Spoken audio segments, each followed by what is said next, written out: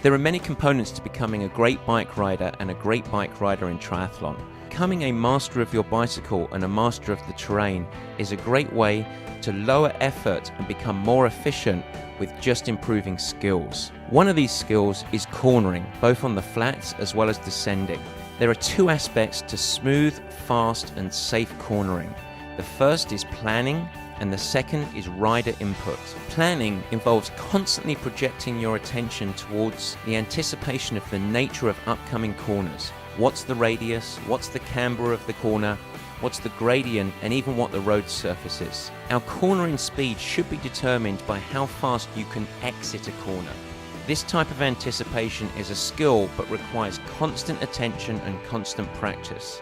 There are three basic lines around the corner. The inside line is used when you have a broad sweeping corner where good speed can be carried around the shortest distance. You can just go around the tightest corner that you possibly can. That's only used during broad sweeping corners. The classic approach to cornering is called outside, inside, outside. You approach the corner outside, tuck into the inside at the apex, and then exit on the outside. It's used when there's a constant radius or opening corners when you can see the exit as you enter, or if you're really familiar with the corner. If you're approaching a corner that's extremely tight or you cannot see the exit, you actually run deep into the outside and you brake late, waiting to turn and apex the corner very, very late. This allows you to turn your head and see the exit later, but not dropping into the turn until you do have that clear passage. The other portion of cornering correctly is to do with rider input. A key aspect to understand is if we leave the bike alone most of the time, it will do what you want it to do, and all rider inputs are smooth and controlled. Here are some key components of rider input as it applies to cornering. Your head and your eyes should be turned towards the corner exit. Look where you want to go. The bike will nearly always follow when this happens, and this is perhaps the most important component.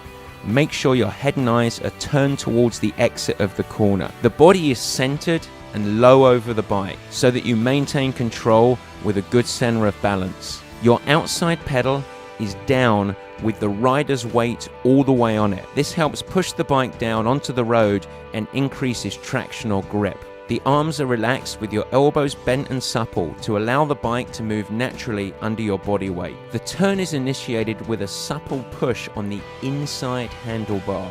This is known as counter steering. As you enter the corner, you must release your brakes. All your braking should be done before the corner. It's then your job to let your body flow and let the bike flow around the corner. Once you develop this confidence, you really will have a great line every time. Smooth, fast and safe cornering is developed by building on positive experiences. It's not something where you should ride towards your edge of comfort or over and outside of your comfort. We don't build any confidence or joy of cornering from negative experience. Make sure you stay safe, corner within your comfort zone and practice your skills, and you will get better.